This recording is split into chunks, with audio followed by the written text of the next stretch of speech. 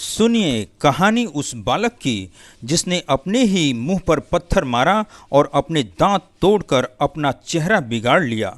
कहानी उस बालक की जिसने अपने आप को आग के हवाले किया और अपना शरीर जलाकर स्वयं को कुरूप बना दिया।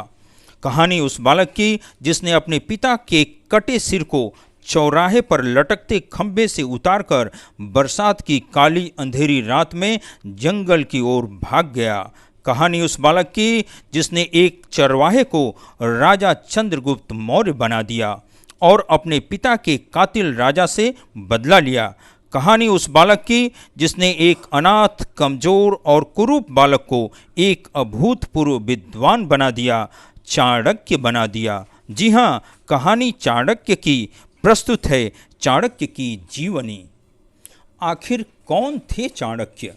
चाणक्य नीति नामक ग्रंथ पढ़ने से पहले पाठकगण आचार्य चाणक्य के विषय में जान लें। उन दिनों भारत के एक राज्य मगध में महाराज धर्मनंद का राज्य था। मगध एक शक्तिशाली राज्य था। महाराज धर्मनंद विलासी प्रवृत्ति के थे। वे सुरा सुंदरी में डूबे रहते थे। राज्य का भार शकटार और कात्यायन जैसे सुयोग्य मंत्रियों के सुपुर्द था। इन्हीं में थे गृह मंत्री राक्षस। जी हाँ, गृह मंत्री का नाम था राक्षस। शकटार उन दिनों मगध के प्रधान अमात्य थे, यानी प्रधानमंत्री थे।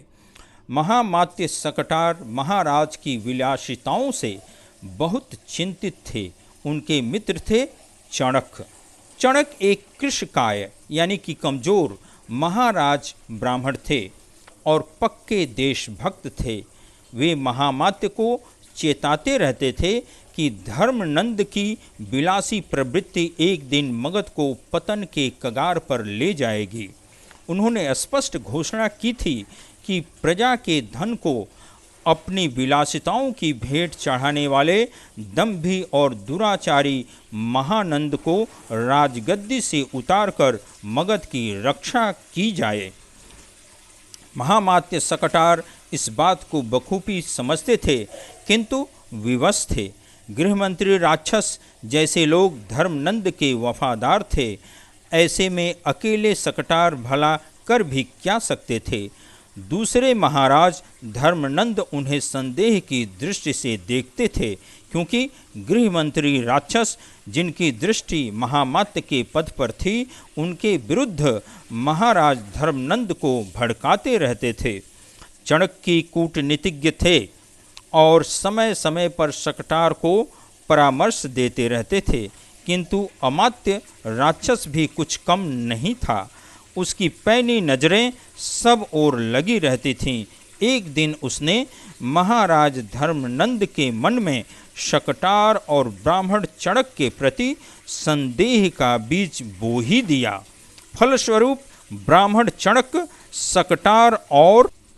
शकटार की पत्नी और पुत्री को महाराज के आदेश से बंदी बना दिया गया और राक्षस को नया महामात्य घोषित कर दिया गया।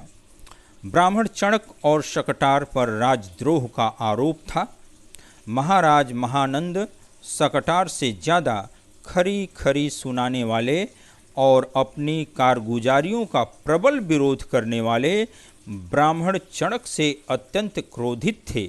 अतः कायदे कानून को ताक पर रखकर उन्होंने अंधा आदेश जारी किया कि इस फूस से ब्राह्मण का सिर काटकर चौराहे पर लटका दिया जाए, जिससे नंद विरोधियों को सबक मिले।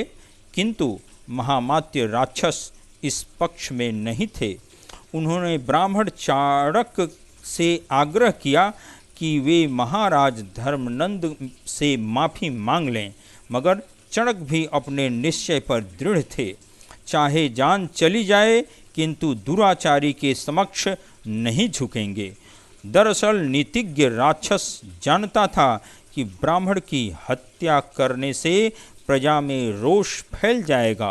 अतः उसकी प्रबल इच्छा थी कि इस संदर्भ में रक्तपात की नौबत न आए, मगर न ब्राह्मण चाणक्य झुकने को तैयार थे और न ही महाराज नंद। ब्राह्मण को बिना दंडित किए मान रहे थे। फलस्वरूप ब्राह्मण चणक का शीश काटकर चौराहे पर लटका दिया गया। पूरे राज्य में हाहाकार मच गया। चारों ओर महाराज नंद और राक्षस का आतंक कायम हो गया। इन्हीं ब्राह्मण चणक के पुत्र थे चाणक्य। पिता के बंदी बनाए जाने के बाद बालक चाणक्य जंगलों में पलायन कर गया था। वह समझ गया था कि क्रूर नंद उसे भी मरवा देगा। भयानक बरसात और आंधी तूफान भरी थी वह रात। सज्जनों, यदि आपको चाणक्य की इस कहानी से थोड़ी सी भी सीख मिली हो तो आगे की कहानी सुनने के लिए कृपया इस चैनल को सब्सक्राइब करें और बेल आइकन दबाने के साथ ही इस कहानी को लाइक, शेयर और कमेंट करने की कृपा करें। धन्यवाद।